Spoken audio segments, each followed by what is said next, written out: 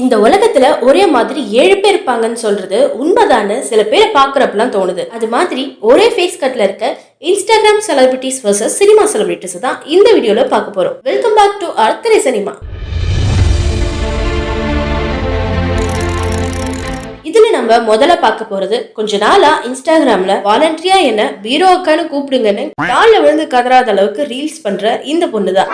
இவங்கள பார்த்தா நம்மளோட பாண்டியன் ஸ்டோர் முல்லை, அதாங்க நம்ம விஜய் சித்ரா மாதிரி இருக்காங்கல்ல.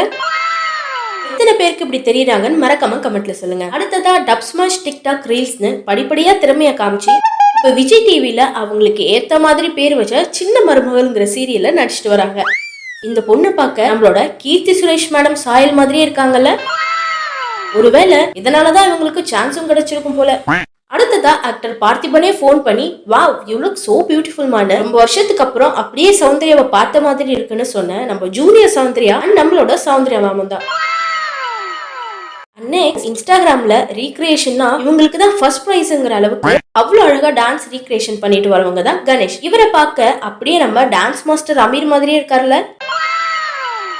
அண்ட் அடுத்ததா நம்மளோட ஜூனியர் விஜய் மாதிரி இருக்க ரமேஷ் அண்ட் நம்ம வருங்கால சிஎம் அதாவது தளபதி விஜய் மாதிரி இருக்காரு.